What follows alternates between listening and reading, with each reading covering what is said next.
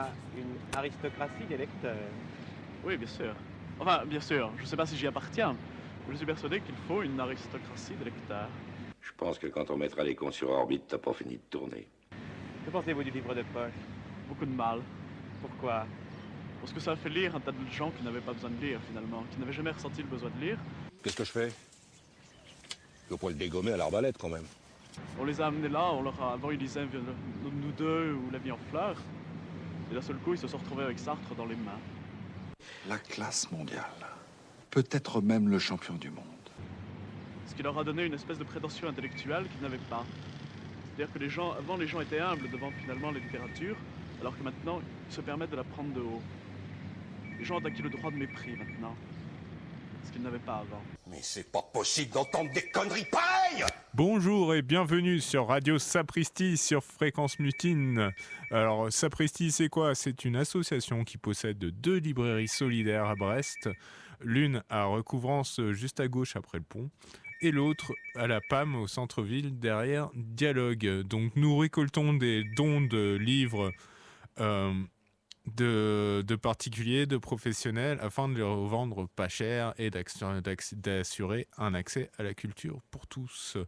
Donc moi, c'est Nito, et en face, j'ai Anaïs. Comment vas-tu, Anaïs? Bah ça va très bien, et toi? Ça va? T'as vu que le micro était allumé, tout s'est bien passé.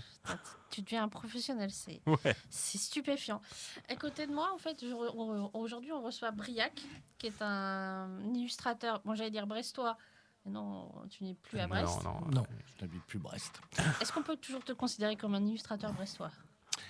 Brestois, je le resterai à vie parce que voilà, parce que j'aime Brest et là mon petit séjour là me donne une douce mélancolie. Mais illustrateur, j'ai plus de mal avec le terme illustrateur en fait. C'est pas voilà. D'accord. C'est l'illustration, c'est autre chose. Ah oui, pardon. Je dis dessinateur du coup. Plutôt dessinateur parce que c'est vrai que l'illustration, c'est un moment donné d'un texte, tandis que nous, le dessin doit faire vivre une histoire. C'est moi qui... Non, mais c'est une faute fréquente. On est même cité comme illustrateur parfois sur les livres, quoi. Et ça, j'essaye de virer un peu. Après, c'est vrai qu'au sein de l'asso, il y a beaucoup d'illustrateurs, je crois. Il y a au moins François qui est plus, mais il y a Marie aussi. Oui, on a beaucoup de dessinateurs. Sigrid, elle fait de l'illustration aussi, non? Mais elle n'est pas dans l'asso, Sigrid. Ah oui, non. Pardon, excusez-nous, là, on est entre nous. Du coup, je vous présente comme un dessinateur brestois. Voilà. Qui habite Guingamp, voilà. Qui habite Guingamp et qui a participé à la revue Casier, comme à peu près tous les dessinateurs brestois. Comme une grande partie des dessinateurs brestois. Peu près, j'ai dit à peu près. Ouais. Mais on était même au tout départ dans la création du. 2016 et 2017. Ouais, c'est une idée qu'on a mis à plusieurs en commun parce qu'on avait déjà travaillé ensemble et on voulait recréer on avait une envie de recréer des histoires, chacun, ce qui se passe à Brest au départ, et puis après on a lancé cette revue. Il y a aussi beaucoup de fantasmes dans les revues Casier. Pas mal d'histoires. Moi c'est toujours essayer. En plus c'est ma déformation. On m'a déformé avec Monsieur Le Gouefflec, donc ça partait en pas mal. donc ouais, j'ai commencé à faire pas mal de choses un peu étranges dans Casier. C'est bien. Du coup, on va partir sur une petite interview dessinateur brestois. Allons-y. Je vous pose des questions rapides et le but c'est que tu y répondes rapidement. On n'est pas pressé non plus. Non, mais j'aime bien quand il y a un peu de rythme, tu vois. Juste là pour commencer, pour se réveiller. Rive droite ou rive gauche? Les deux. D'accord. La meilleure adresse pour manger et pour boire? On aime beaucoup le Tirnanog voilà. Oui, puis, évident. Voilà, donc on va rester là. Comme ça, on y mange très bien d'ailleurs. J'ai mangé pour la première fois un midi là-bas. Moi aussi. Délicieux. C'est super bon. Le meilleur moment pour dessiner? La nuit. Oui, je sais. Arnaud, il en a fait une postface en disant que tous vos mails arrivent vers 4h du matin. Ouais. Voilà. Et que vous êtes un oiseau de nuit. Ouais, et je travaille avec un lettreur qui est aussi oiseau de nuit, donc c'est très pratique. Ah, magnifique. Bah, oui, du coup, vous êtes complémentaires Ouais, aussi. ouais. Et du coup, l'endroit qui t'inspire le plus à Brest? Là, c'est plus compliqué. Il y en a beaucoup, quoi. Mais on va quand même dire le port. Oui, port de ça revient commerce. beaucoup Ouais. dans tes... Ouais. Ah bah écoute, très bien. Et du coup, bah, on a... j'ai constaté que tu utilisais beaucoup Brest.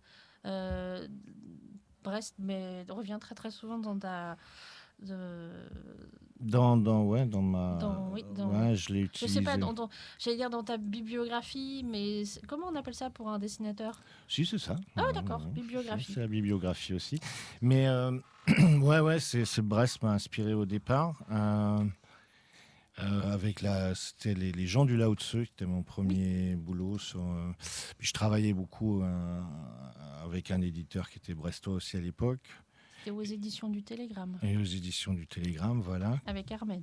Ouais, Armen, qui est ressorti en Armen 43 chez Locus Solus.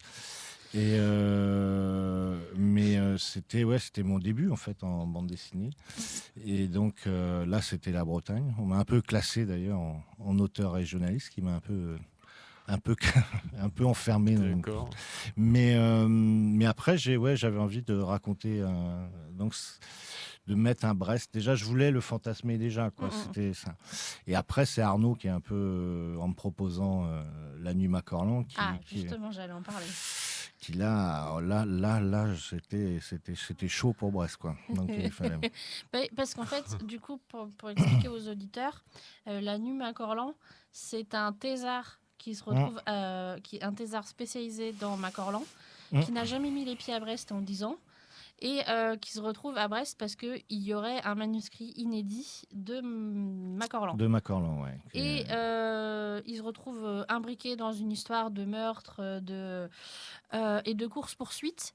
Et en fait, c'est un espèce d'escape game, on pourrait dire. Maintenant. Ouais, c'est un conte fantastique. Oui, exactement. Une quête au trésor pendant une nuit, mais dans un Brest... à la fois réel et à la fois fantasmé. C'est-à-dire là, on a pour Brest, ce que je voulais, c'est en faire un personnage. Enfin, ce qu'on voulait tous les deux, d'ailleurs, c'est en faire un personnage à part entière de l'histoire. Donc forcément, elle est un peu. On a exagéré et son côté sombre et son côté lumineux aussi. Oui, exactement. Voilà. C'est très sombre. J'aurais une petite question, parce qu'on a reçu pas mal d'auteurs, du coup, et je me demande pourquoi Brest inspire autant les artistes, quoi. C'est assez évident, enfin, pour moi. Ouais.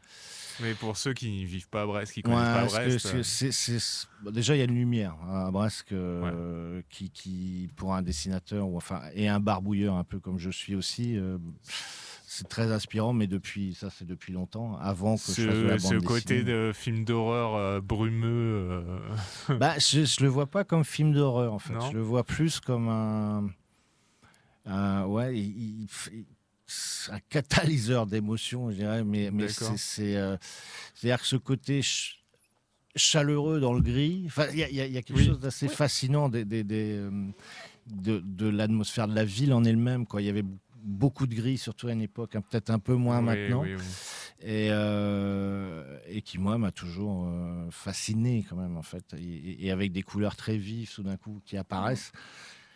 Pour le barbouilleur que je suis, c'était une mine, quoi. Et ça allait beaucoup avec je trouvais que ça cadrait avec les caractères des habitants aussi, quoi. Il y avait quelque chose comme ça, à la fois chaleureux mais un peu revêche au départ, quoi. Moi, je suis arrivé à Brest, j'avais 10 ans et j'ai toujours pensé que la ville est grise mais les gens sont colorés, quoi.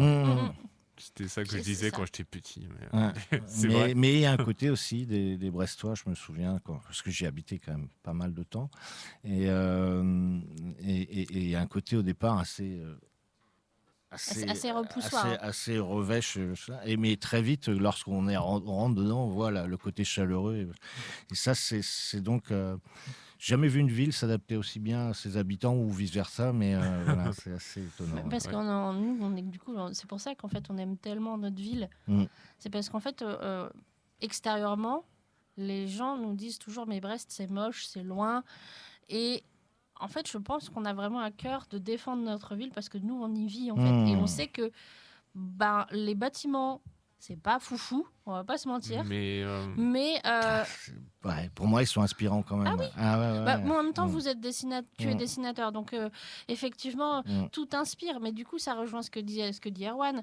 Qu'est-ce qui peut autant inspirer les dessinateurs du Brest reconstruit? Je pense que je l'ai dessiné d'ailleurs un peu sur mon travail dans Quitter Brest. C'est-à-dire j'ai dessiné le Brest ancien et confronté au Brest moderne.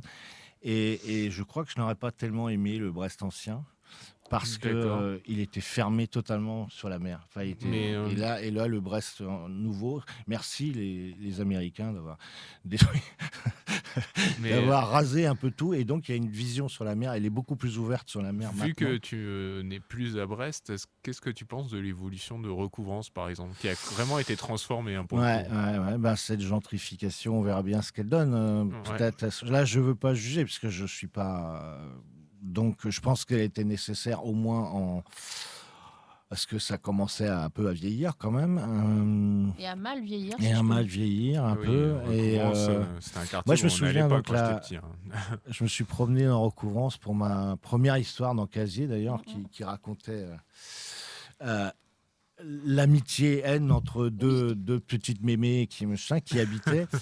et je me rappelle avoir parlé à des spécialistes donc, de Brest et je leur demandais, mais je suis sûr d'avoir entendu parler d'un cinéma qui était dans les rues en me remontant. Quoi. Et donc, je faisais un repérage, j'arrive rue d'Armorique et je me suis dit, tiens, ce serait bien qu'elles habitent là. Puis tout d'un coup, je tombe sur je ne sais plus ce qui était devenu, mais un immeuble qui ressemblait fortement à un cinéma, beaucoup évolué. Et c'était le cinéma Armorique qui a dû jusqu'aux années 30, quoi, 40. D'accord. Et ça, c'était quand même riche. Puis avec ce petit parc, et en remontant, je ne sais plus comment il s'appelle non plus, mais ça, c'est l'âge. Mais... Et je trouve, c'est fascinant, quoi. Recouvrance, ça va à côté... Puis j'y ai habité pendant 2-3 mois seulement quand j'étais objecteur de conscience à Brest. Et j'étais fasciné par les personnes. Ces petites mémées, c'est directement... deux petites mémées que j'avais repérées. Et j'aime beaucoup la chute aussi. Ouais. Parce qu'il y a la perte de la mémoire ouvrière et qu'elles ont connu, en fait. C'est ça, ça fait la transition entre le vieux Recouvrance et le nouveau Recouvrance. Donc, en fait, elles se chamaillent sur une guéguerre de qui préfère Greta Garbo et Marlène Dietrich. et en fait, elles se retrouvent... et elle se balance des tomates pourries, en fait. Quand il y a une affiche, il y en a une qui est en admiration devant Marlène Dietrich, elle balance, l'autre lui balance des tomates pourries pour lui pourrir son affiche. Et quand elles sont vieilles, elles voient toutes les deux une affiche sur bientôt les plateaux des Capucins et tout ça. Et elles sont deux vieilles, elles se regardent. Et là,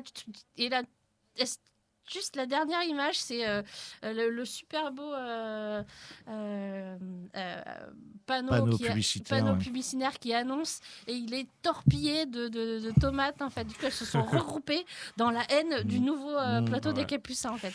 Ouais. Mais c'est à la fois, c'est une avancée, mais c'est vrai que ça détruit beaucoup de choses. Donc, mais malheureusement, l'humanité, c'est comme ça, quoi. Ça avance, ça mange, clair. Mais souvent, c'est surtout pour le profit avant de penser aux gens, quoi. Oui. Ça, on le sait. J'ai été pas mal bénévole à Vivre la rue, du coup, qui défend la rue de Saint-Malo. Et c'est complètement dans ce combat-là, quoi. C'est ça. Ils essayent de protéger, au moins. Ils le font bien. Ils le font magnifiquement. Mais ils doivent quand même se battre bec et ongles pour, notamment à côté des Capucins, justement, parce qu'à côté des Capucins, ils ont eu 2 ou 3 propositions de rénovation, on va dire, qui étaient complètement farfelues. J'imagine que ça doit intéresser plusieurs promoteurs. Pourtant, c'est quelque chose à valoriser, parce que c'est une superbe... il faut garder ça, enfin, surtout à Brest, il n'y en a plus beaucoup, quoi. C'est la dernière rue pavée. Non, c'est la dernière rue historique, on va dire, c'est la seule qui est...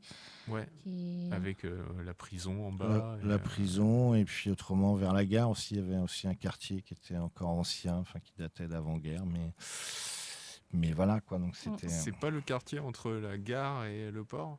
C'est ça. Ah oui, d'accord. Ça m'a toujours fasciné, cet endroit-là, parce qu'il y a des maisons, on parlait d'endroits inspirants, en voilà un autre. Oui.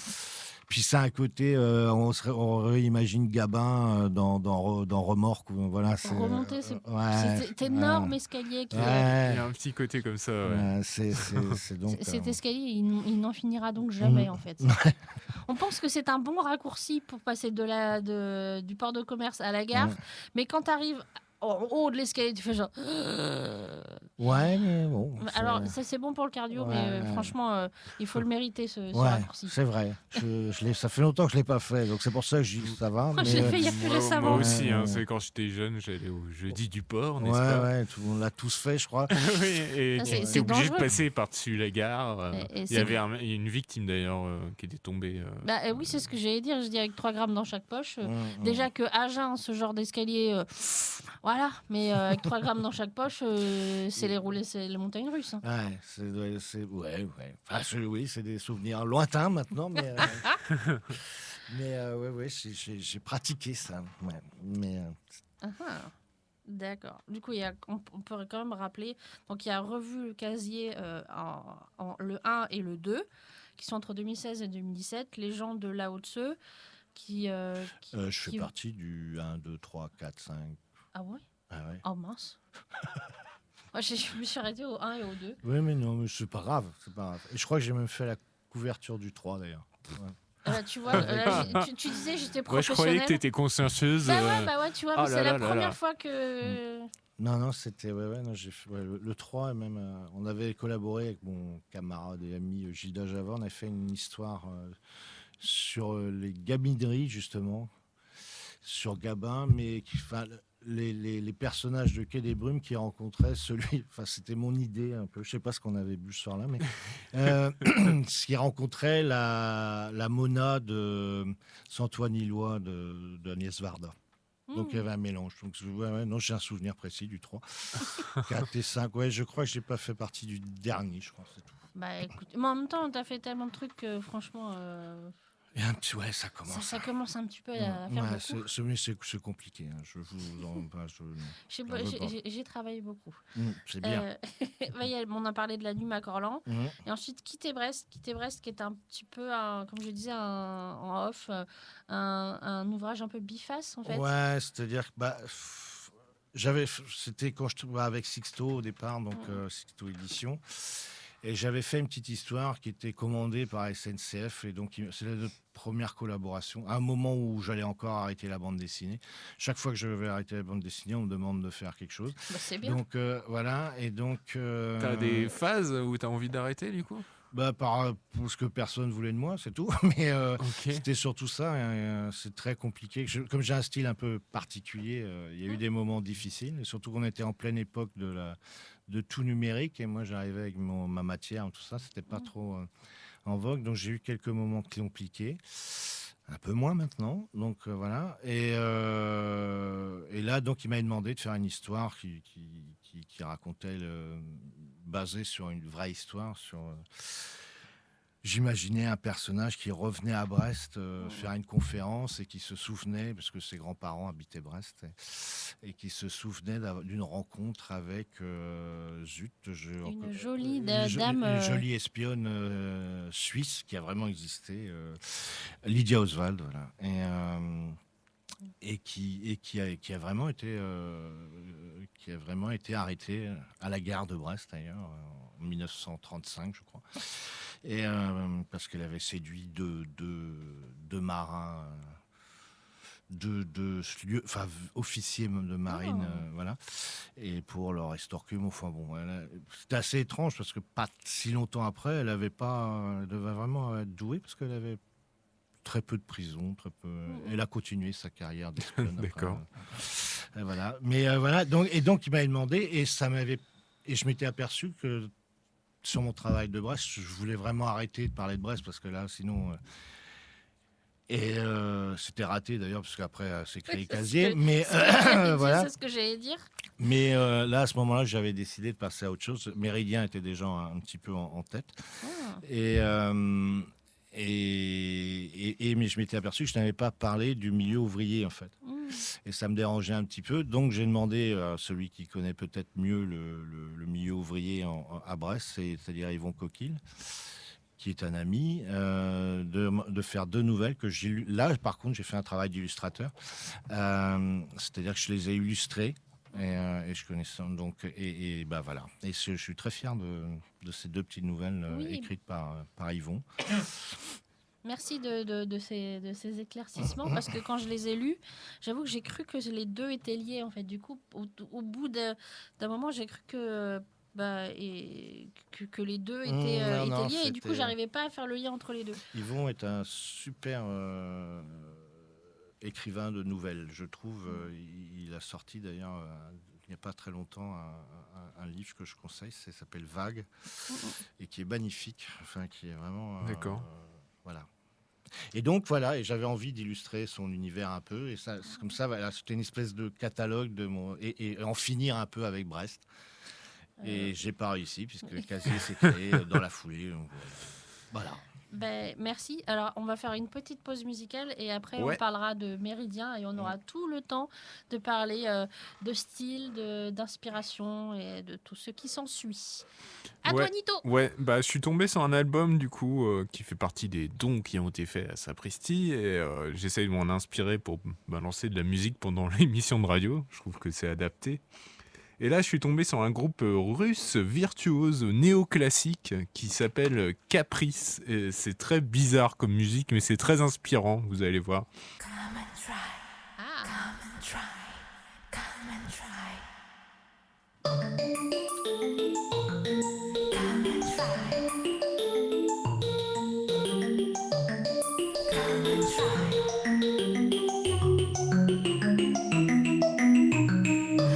It's 8:45, dinner time.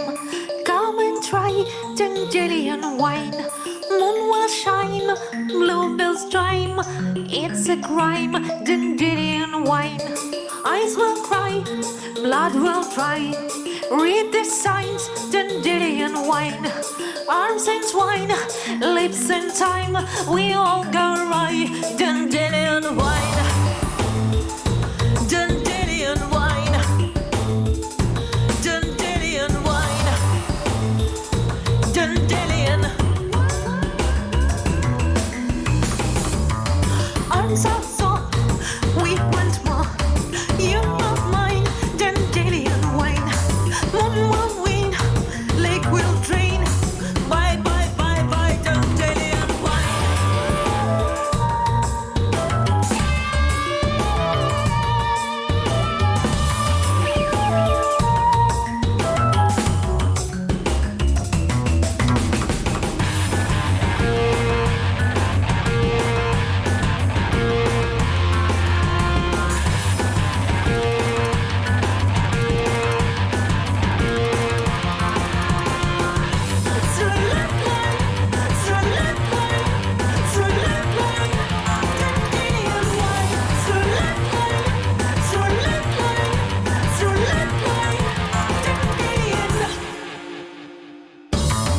Innocence makes no sense. Day and night, Dandelion wine. Life and dead, frost and sweat, heat and rhyme, Dandelion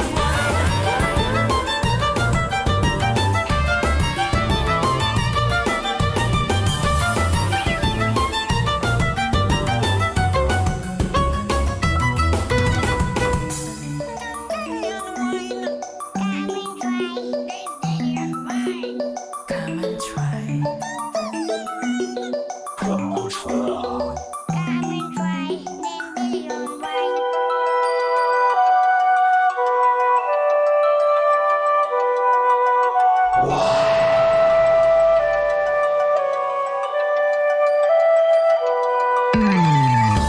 It's 8:45, dinner time. Come and try Dandelion wine. All sounds are blind, all colors are white, all numbers are 9. Dandelion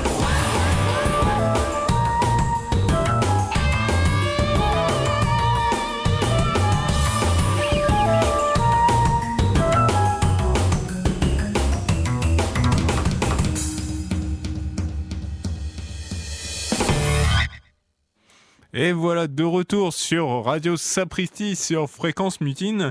Et du coup, nous venons de nous écouter Caprice, que je vais couper tout de suite, voilà. Donc un groupe très sympathique de néoclassique, la musique néoclassique, je savais pas à quoi ça correspondait, moi maintenant je sais. Voilà, on se cultive, c'est cool.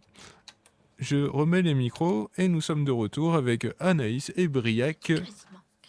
Et Non, c'est bon, tout va bien. Ah, excusez-moi.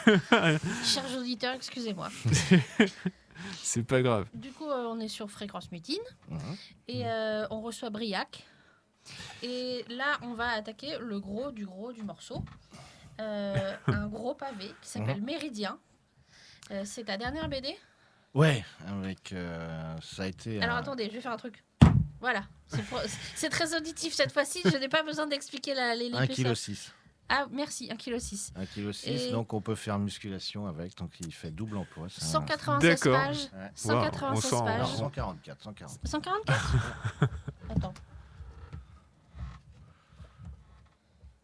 144 Pourtant, il y a marqué... T'as dit 100... J'ai dit combien 196, non, là. Ah non, 144. Oui. Ouais. Bah, je me fais... C'est pas trop grave. Non, ça fait On 1,6 est plus à kg. oui. Et en A4. Donc ça, c'est pour vous donner le format. format. Ouais, c'est un grand format. Donc alors, je vais essayer de résumer pour les auditeurs. C'est très dur à résumer. Parce que c'est très long. Du coup, je vais faire un truc très très succinct. Tu m'en voudras pas. Alors, je vais essayer de résumer. C'est une expédition savante française au XVIIIe siècle qui part de Brest pour le nord de la Cordillère Non, des Andes. déjà c'est faux, c'est un mensonge de mon éditeur, enfin une erreur. Ils partent de La Rochelle. Mais ça, tu n'y es pour rien, c'est juste une erreur de. Voilà. Moi, j'allais dire, c'est juste, ah bah ça, c'est le seul truc brestois qui reste. Mais non, mais alors, d'accord. Bon, ils ne partent pas si. de Brest. Il y a un retour à Brest. Mais, Oui, c'est le retour. ouais, D'accord. ouais, il y a un retour à Brest, mais qui n'est pas certain non plus. Mais bon, on En l'a même mis. temps, sans spoiler rien du tout, rien n'a l'air d'être certain. Tout est assez flou. Et pourtant, les faits sont réels. Oui, les faits sont réels. Donc, alors, je reviens. Bon, juste- allez, j'arrête de Donc, en fait, perturber. ils sont Par contre, le nord de la Cordillère des Andes, c'est bon. Là, on valide. C'est bon. Donc, ils partent de La Rochelle, de Bordeaux, De La Rochelle. de La Rochelle, pour le nord de la Cordillère des Andes, pour mesurer la forme de la Terre, d'où le titre Méridien. Alors, Non, mais toujours pas, non un arc de cercle de méridien pour prouver la forme exacte de la Terre. C'est le grand débat à l'époque, de savoir si elle est plutôt comme un citron. ou Comme... D'accord, ouais. Si elle est ronde, sphérique, ou si elle est ronde, un peu aplatie Voilà. Donc, sur l'épaule. en fait, elle est pas plate. Non. Tu sais que hier, en y Je pensant, plaisante. hier en écrivant, je me suis dit, est-ce qu'elle est plate sur les bords? C'est ce que je me suis dit. Je me suis dit, oh là, je vais Non. passer. Non. Du coup, je continue. Donc, c'était, alors, comment on a dit, une mesure Un arc de cercle de méridien pour prouver la forme exacte de la Terre. Et ce sont des hommes des Lumières qui sont très rationnels et qui vont se confronter à la démesure de la nature. Là, on est bon. D'accord. Donc, Là, on est, ouais, c'est vraiment ça. est-ce que vous avez tout compris? Parce que là, j'ai essayé de faire clair. Donc, je sais que vous ne pouvez pas me répondre, mais j'ai essayé de faire au plus clair. Moi, en tout cas, j'ai compris. Hein. Ah, bah Ouais. écoute, c'est Donc, magnifique, ça va. Nito. Ouais.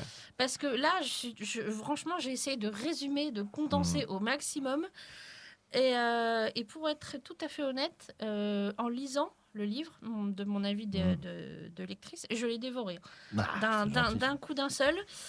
3h30, je pense, à titre personnel. Et j'ai zappé, je devais aller boire un verre avec des copines. T'as arrêté de vivre 3h30 Mais pour tu lire sais- la BD, quoi. Mais après, tu sais, on dit genre les C'est, gens... non, mais ça doit Non, mais être c'est génial. génial parce que ça Bah crée oui. une bulle.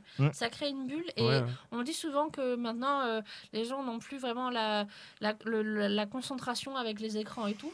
Et finalement, je trouve, sans flatterie aucune, que quand on a quelque chose de bien dans les mains, eh ben, on est Merci. capable de rester 3h30, d'en oublier l'heure. Ça qui fait est mon plaisir. cas. Ouais. Ça fait plaisir parce que c'est vrai que cet album est construit. Voilà, on a mis le temps mais avec Arnaud. Oui. En plus, on a eu 4 éditeurs différents sur la route, ce qui a un peu ralenti la chose. Mais le but dès le départ, avec à la fois le scénario d'Arnaud et ma technique très picturale, c'est d'essayer d'embarquer le lecteur dans une atmosphère et voilà, un peu comme un roman en fait, les D'accord. romans sud-américains que que nous aimons et Arnaud et moi. Donc voilà, donc on a essayé en tout cas, et quand ça marche, on est content. Ça marchera pas sur tout le monde, mais on sait que Oui, justement, on reçoit beaucoup de dessinateurs ici. Et en fait, le style de la BD, enfin le trait du dessinateur peut être ou accrocheur ou repoussoir en fait. C'est Et pas, des fois, je suis pas dans, voilà, il y a tout l'un, tout l'autre. Soit on adore, soit il y a une espèce et lorsqu'on le laisse embarquer, ça fait plaisir. Mais tu as un style et heureusement, j'ai quand même quelques fans quand même. Donc ça c'est bien. Mais c'est vrai qu'il y en a qui peuvent vraiment, qui n'y arrivent pas, quoi. Ils me disent, mais moi, je veux partager mes coups de cœur BD avec quelqu'un et il va me dire ah non, ça, désolé, je peux pas. J'arrive pas avec. Mais ça se passe très bien. Enfin, ça se comprend tout à fait. Finalement, c'est un duo. Hein. Bah ouais. Et puis je veux pas rester dans le. De toute façon, je préfère ça que rester dans du mièvre ou machin qui va machin. Donc du qu'il y ait une réaction. Du trait plutôt. Pardon. Vas-y. Du trait très. Comment dire, on pourrait dire chirurgical, net, précis, c'est pas ton truc. Non, moi j'aime ce qui est sale. Non, j'aime la barbouille. Non, mais vraiment, c'est vraiment donner une atmosphère. Et donc, je donne même ce qu'on doit pas faire, parce que les éditeurs parisiens me disent depuis que j'ai commencé, depuis même même avant que j'ai commencé la bande dessinée, vraiment d'ailleurs, parce que quand j'avais fait d'autres projets, c'est-à-dire je joue avec la matière. Mais c'est très bien. Ouais, mais c'est pas, c'est pas leur truc vraiment. Et moi, en fait, c'est mon truc, c'est jouer avec les matières pour essayer justement de créer. Je trouve que quand même, ça amène le côté à la fois minéral, le côté liquide, le côté gazeux, le côté dont j'avais besoin pour cette histoire, quoi, vraiment. Donc, et là, j'ai une technique un peu particulière, donc je suis un peu le seul à utiliser. Donc, c'est peinture sur gesso. Ah oui, d'accord. Voilà, donc c'est quoi le gesso? Gesso, une sous-couche blanche. Ah, d'accord. Si j'avais su, d'ailleurs, j'aurais ramené des planches, c'est plus net. Ah, très bien. Mais voilà, et puis après, avec un dessin. Donc c'est très très pictural, quoi. Donc ce qui peut. Parce que du coup, j'ai lu que tu avais eu comme influence Anki Bilal. Ouais. Enfin, disons que c'est pas une influence en fait. Je pense que si j'avais une influence, ça serait plus pictural que BD. C'est pas du tout. Non, je parlais de la texture, en fait, de la matière. Ouais, mais même pas, parce que là j'ai cherché. Mais par contre, Enki Bilal, c'est lui qui m'a permis, premier album, je me rappelle, de Partie de chasse, où on voit apparaître de la peinture en direct sur les planches. Je me suis dit, donc il y a peut-être moyen de faire de la bande dessinée en peignant, quoi. Mais parce que ce qui avait été fait jusqu'à présent, je n'étais pas convaincu non plus. Donc, c'était très réaliste. Et là, Bilal, quand il est arrivé avec ça a ouvert des portes que je n'imaginais pas. Puis après, sont arrivés Prado et d'autres qui ont continué à faire des choses. Donc, il est quand même un exemple. Mais après, là, les influences sont plus diverses que ça. Elles sont plus peintres expressionnistes. Oui, voilà. Justement. Il y a beaucoup d'expressionnisme allemand. Est-ce que tu peux nous expliquer? Parce que j'ai beaucoup essayé de travailler là-dessus et j'ai beaucoup pas tout compris. Ouais, alors l'expressionnisme, c'est vraiment allez, pour schématiser, c'est vraiment faire transparaître l'âme de façon presque caricaturale, disons. Et donc, mais il existait déjà chez Goya ou même chez Rembrandt dans certains machins. Mais l'expressionnisme allemand, c'est à la fois le cinéma, la photo, la littérature et aussi certains peintres comme Nolde, et Egon Schiele, tout ça, qui sont pas allemands mais autrichiens, mais c'est pareil. Disons que c'est le même mouvement. Oui, voilà, c'est ce que j'ai dit, c'est l'expressionnisme allemand, mais ça regroupe. J'ai l'impression que Vienne a l'air quand même être un peu l'épicentre de. Ouais, au départ de la peinture, ça part de là, et puis après il y a l'école. Je sais plus d'où ils sont, quand même de Berlin beaucoup. Et Nol 2, et j'oublie un qui me. Voilà, mais bon. Et puis il y a même aussi autrement un russe que j'admire, c'est Soutine, donc, qui est un expressionniste. Oui. Voilà. Donc c'est peut-être le premier pour moi d'ailleurs, le premier choc un peu que j'ai ressenti en voyant une expo, c'était Soutine.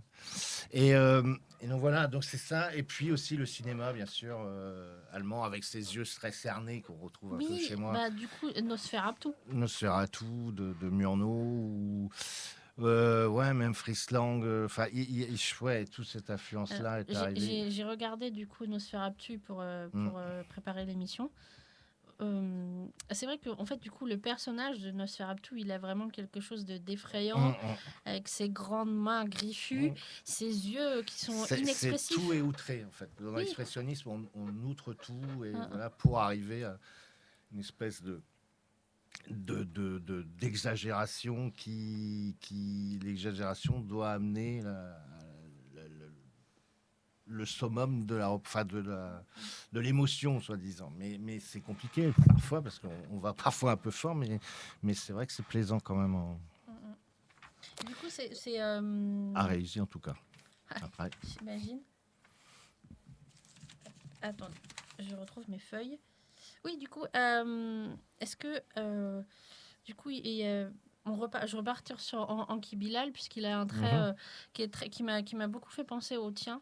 Parce que du coup, j'ai regardé des vidéos de comment il dessinait. Et en fait, du coup, il fait apparaître comme des volumes, mais en 2D, ce qui est quand même assez finalement, puisque comme finalement on arrive sur page, puisque c'est des reproductions qu'on a à nous. Donc, comment faire apparaître le volume sur du 2D, et du coup il écrivait, il démontrait en fait, et il mélangeait plusieurs trucs, qui faisait un crayonné d'abord, qui recouvrait ensuite avec de l'acrylique, puis après avec du crayon. Moi c'est très différent en fait, j'ai pas du tout la même technique. En fait, c'est quand je parlais du gesso, donc je fais un crayonné, ça c'est un peu pour en fait repérer, construire mon histoire. Donc il y a un crayonné, une planche, et une fois que j'ai ça, qu'on a vu avec le lettreur, où on plaçait bien les lettrages et tout ça, que ça marche bien dans l'histoire, je laisse le crayonné de côté, et j'attaque tout à la peinture directement, quoi. Donc j'ai pas de crayonné avant de peindre, c'est le fond en fait qui me prend le plus de temps. C'est le fond que tu fais d'abord, c'est ça? Je fais un fond, alors ceux qui me connaissent vont rire un peu, enfin, en sachant que je suis le roi du sopalin, en fait. Officiellement roi du sopalin. Ah ouais, en bande dessinée, je suis seul, hein, je pense que personne ne peut m'enlever ce titre de roi de sopalin, parce que en fait je fais tout un mélange d'acrylique et d'encre. Je ne vais pas citer une marque, mais c'est quand même voilà, c'est une marque qui fait pas de l'encre aquarelle justement, donc de l'encre assez puissante, et qui sont des encres gomme lac, et donc je mélange ces deux choses et je les étale vraiment au sopalin, et comme sur le gesso. Et voilà. Et donc, je fais pareil en dédicace, c'est pour ça que ça fait un peu rire tout le monde. C'est un outil de travail, en fait, à ce niveau-là. Ouais, c'est plus que le... alors, je mets un peu au pinceau au départ, mais après, mais après, je reviens dessus et je retravaille sur le fond. Je remets mes personnages, ou je creuse, enfin, on voit la lumière, enfin... Oui, alors d'ailleurs, c'est une de tes BD les plus lumineuses, je trouve. Ouais, mais elle était faite pour ça. Ouais. Ah, d'accord. Elle était vraiment faite... les autres, il fallait que ce soit sombre, en fait. Oui. Donc les autres sujets, mais c'est moi qui ai décidé en fait de faire Méridien.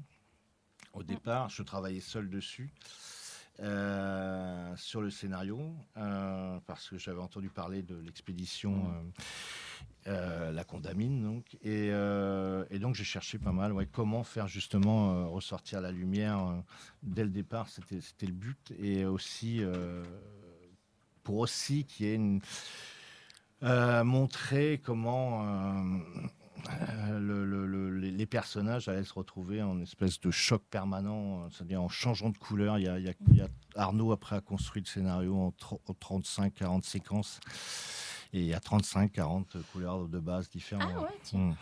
Et donc voilà, donc c'est pour changer de couleur, pour pas s'installer dans un truc à chaque fois. Ça, voilà. Il y a juste quand tu parles de changement de couleur, il y a juste une case qui m'a beaucoup fait rire. C'est le personnage principal. C'est La Condamine, ouais. Voilà, c'est celui que vous voyez en couverture. Il est perdu dans la jungle parce que du coup il est en train de collectionner ses plantes et il est perdu dans la jungle et il est paumé de chez paumé et il va presque mourir. Et là il y a une main qui lui dit Coca. Et alors c'est pas du Coca-Cola. C'est de la coca, c'est de la feuille de coca. Et du coup, il la mange. Et tout d'un coup, la case d'après, il est pétant de vie. Et la case est toute jaune, toute colorée. Qu'est-ce que je veux dire? C'est un récit de voyage, du coup? C'est une vraie expédition. D'accord. Qui a vraiment eu lieu, qui était dans les manuels scolaires jusqu'à la Première Guerre mondiale.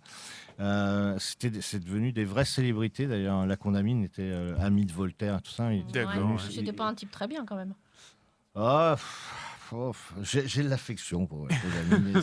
J'ai pris du plaisir. Moi, j'ai pris de l'affection pour mais lui. c'est pas fait pour que vous en ayez oui, tous je les pense autres lecteurs. Mais moi, j'en avais en le dessinant. Non, c'est vrai que Jussieu, par contre, c'est conduit. Ouais. Et ça, c'est vrai. Parce que hier, Anaïs, du coup, m'a appelé. On a fait une conférence de rédaction. Ça va. Et quand elle me racontait ça, ça me faisait penser un peu à Mu de Hugo Pratt. Ouais, mais là, c'est plus très différent. psychédélique, quoi.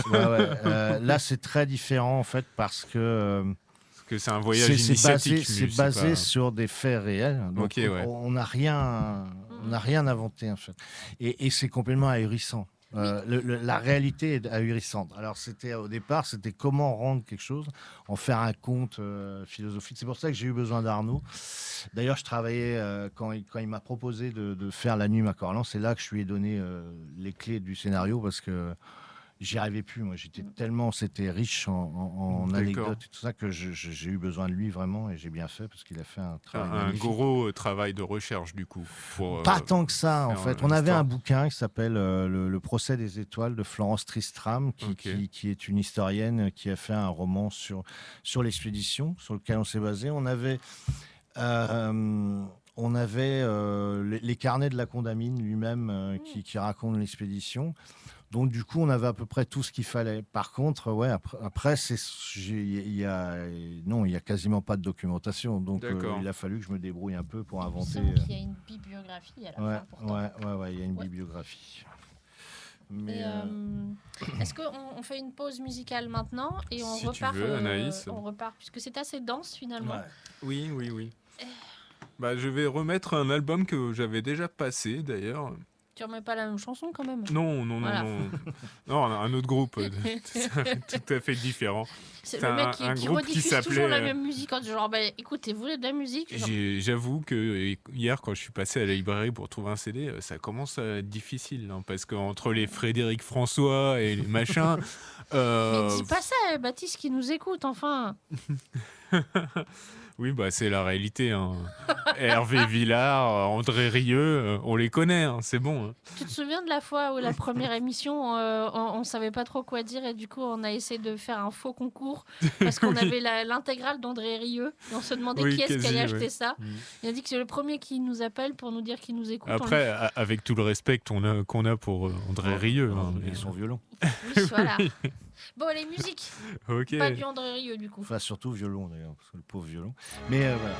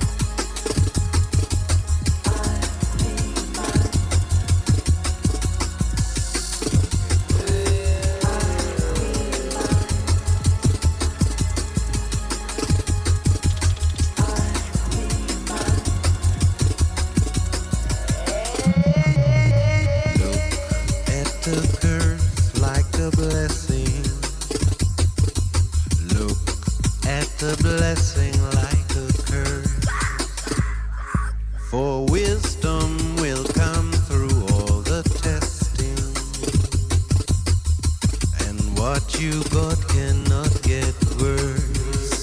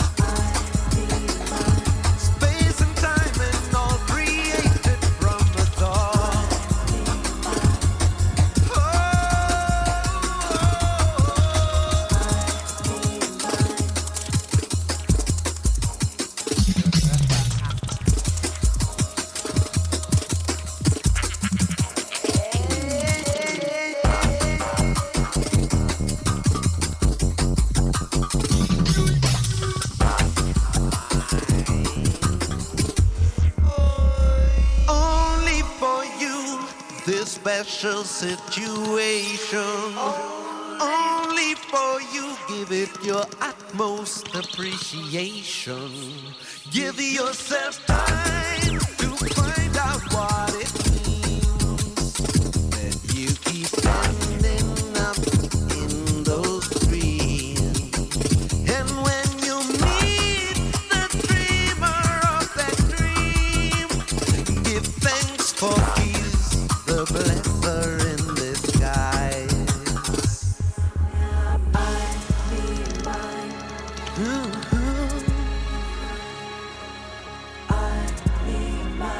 Space and time and all created from the thought. Oh, from a thought. I don't get caught in this illusion. I used to think that only like to have.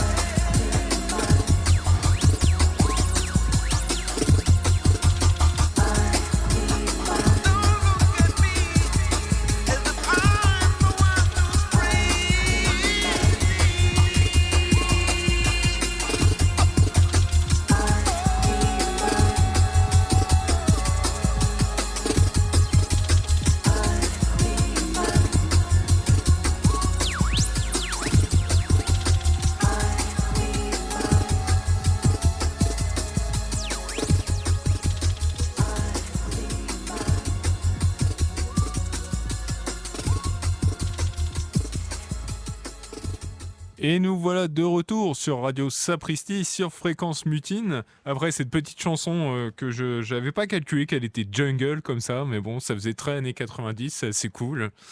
Et voilà donc de retour avec Anaïs et Briac. Voilà. Ben, écoute, nous, on était en train de parler de Méridien, toujours sur Fréquence Mutine. Et on parlait des influences, enfin de ton dessin. Et justement, j'allais te dire, avant qu'on parle de ton dessin, je voulais te donner mon ressenti de lectrice quand je l'ai lu. En fait, je me suis perdue en le lisant. Parce qu'il y a plusieurs lieux, différentes dates, c'est beaucoup de personnages, à la fois primaires, on va dire, et secondaires, principaux et secondaires. Et encore, on a centré sur par rapport à la vraie histoire. Je voulais savoir, est-ce que c'est volontaire de perdre le lecteur avec le côté très dense, très touffu de la nature et tout ça, et est-ce que c'est volontaire de perdre le lecteur au même titre que les personnages se perdent finalement eux-mêmes? Ouais. C'est exactement ça. C'est-à-dire, on voulait, de toute façon, c'est ce que je disais tout à l'heure aussi, avec le fait de vouloir que le lecteur s'imprègne de l'atmosphère avant de même de lire les textes. Ça contribue aussi à ça. Et quand le lecteur se perd vraiment, on est ravis. Ouais, bien sûr, c'est pas très commercial de façon pour des éditeurs sûrement, mais en fait, on est. Ouais, c'est je précise, il y a un petit. Je sais pas, parce que quand tu lis une histoire, c'est quelque part, c'est une perte volontaire, quoi. Tu t'abandonnes dans le truc, quoi. Mais là, tu vois, à la fin, quand je lisais le truc, je savais plus qui était mort. J'avais perdu des personnages en route dans ma tête. Et il y a des personnages. Alors, celui-là, justement. Alors, Jussieu, pour moi, c'est celui qui est le plus honnête, mais c'est celui qui s'en sort le moins.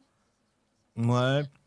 Enfin, Jussieu, qui est donc frère des deux médecins célèbres et oncle du botaniste qui deviendra lui très célèbre encore plus au XVIIIe siècle.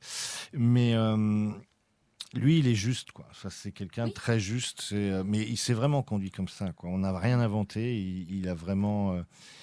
Il s'est mis à soigner les Indiens gratuitement, alors qu'à l'époque, les Indiens, ça compte beaucoup moins que même les esclaves noirs, parce qu'ils n'ont aucune valeur commerciale. Il ne comprend pas pourquoi il y a des familles d'Amérindiens qui vont se vendre volontairement. Et ça, c'est réel. Plutôt que d'aller dans les mines, et il dit, mais c'est si horrible que ça. Du coup, il va dans les mines, il a un choc, il les soigne gratuitement. D'accord.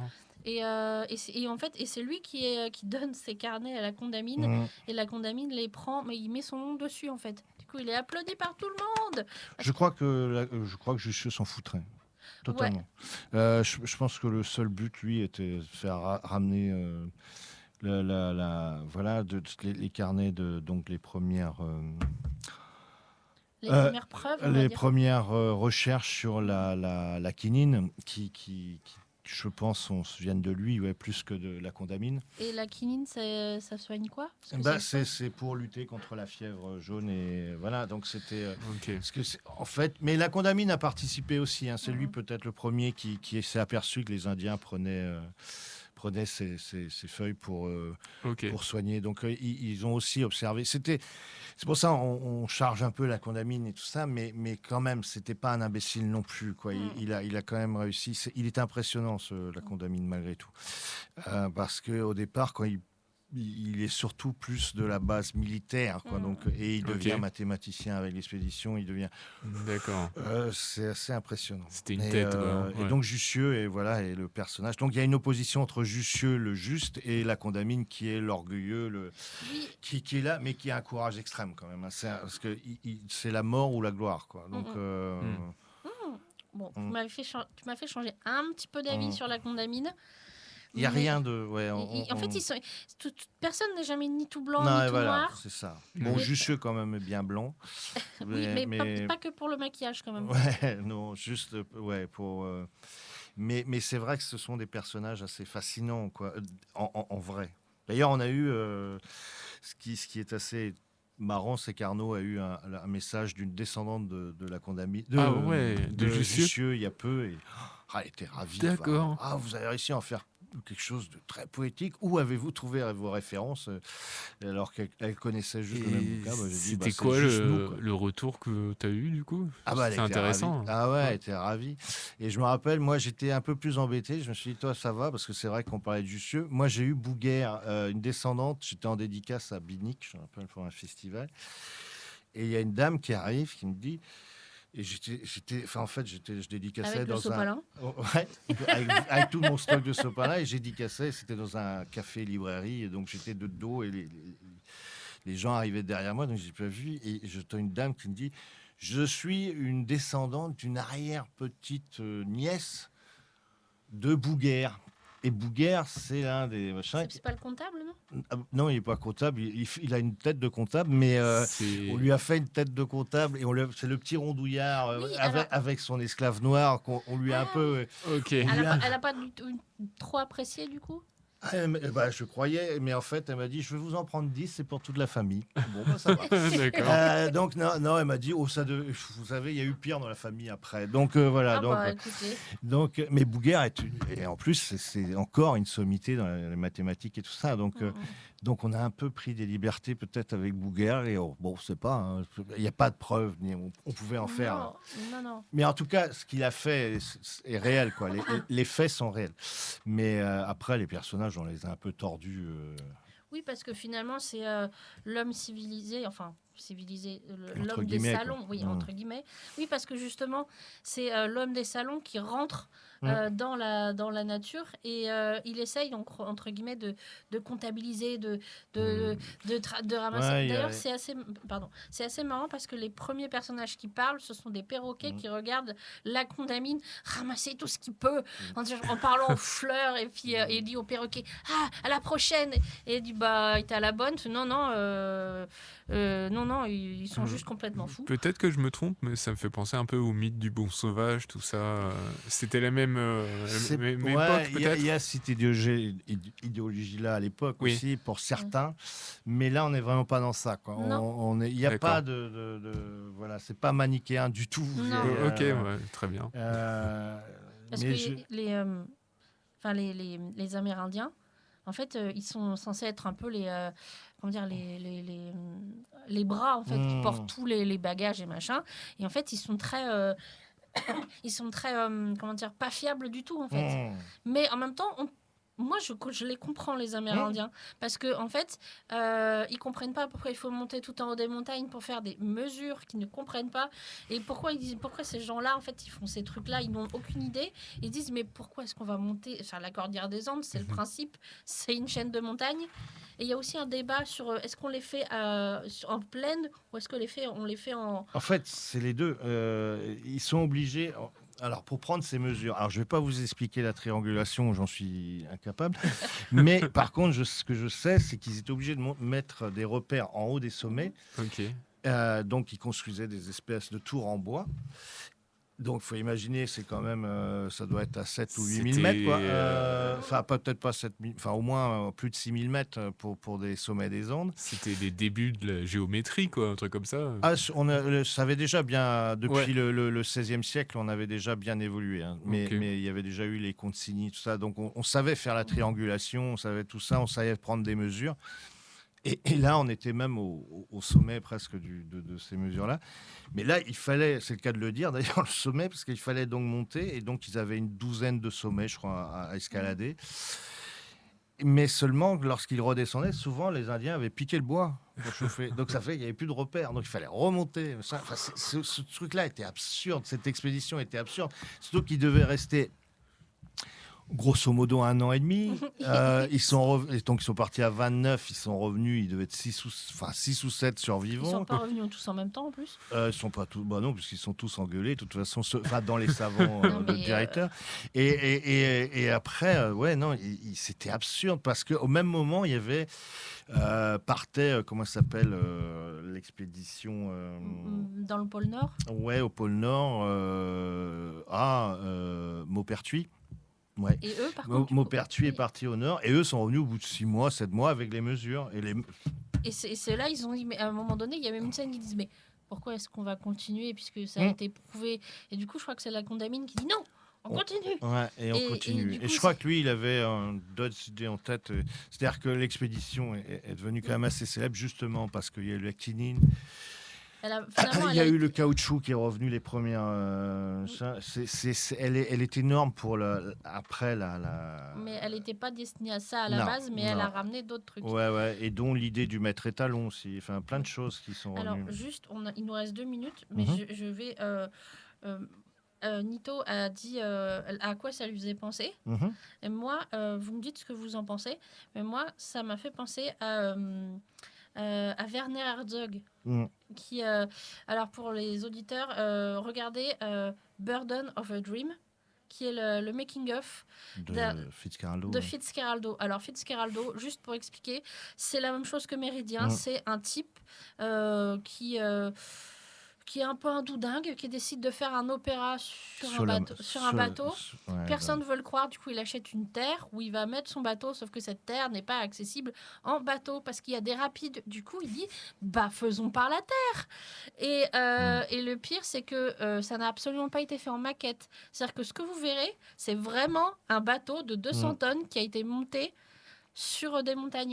Et donc, traversant l'Amazonie, en détruisant tout sur son passage, mais en plus. Ok. Et voilà. Donc moi, c'est une de nos influences premières aussi. C'est à ça que ça m'a fait penser. Ces mecs sont fous en fait. Ouais, c'est ça, c'est ce qu'on voulait en fait. Avec Arnaud, on avait. Quand je lui en ai parlé, je lui ai dit, tu vois, dans le style Fitzcarraldo, on voulait vraiment montrer ça, quoi. La folie humaine, mais c'était c'était tout ça. Enfin, puis il y avait aussi les romans un peu de Garcia Marquez avec 100 ans de solitude. Enfin, on avait tous ces références un peu là. Mais c'était c'est vrai que Werner Herzog. Puis aussi ils s'engueulent. Enfin, en fait, tout est réuni. C'est un peu comme si c'était transposé au XXe siècle. Merci beaucoup, Briac. Merci à vous. Ouais, merci d'être venu nous voir. On va rendre l'antenne. À dans 15 jours. Merci, Nito. De rien. Et je vous dis du coup à dans 2 semaines. Salut. Au revoir. Au revoir. Vous croyez donc appartenir à une aristocratie des lecteurs? Oui, bien sûr. Enfin, bien sûr, je ne sais pas si j'y appartiens. Je suis persuadé qu'il faut une aristocratie de lecteurs. Je pense que quand on mettra les cons sur orbite, t'as pas fini de tourner. Que pensez-vous du livre de poche? Beaucoup de mal. Pourquoi? Parce que ça a fait lire un tas de gens qui n'avaient pas besoin de lire, finalement, qui n'avaient jamais ressenti le besoin de lire. Qu'est-ce que je fais? Je peux pas le dégommer à l'arbalète, quand même. On les a amenés là, avant ils lisaient Nous deux ou La vie en fleurs. Et d'un seul coup, ils se sont retrouvés avec Sartre dans les mains. La classe mondiale. Peut-être même le champion du monde. Ce qui leur a donné une espèce de prétention intellectuelle qu'ils n'avaient pas.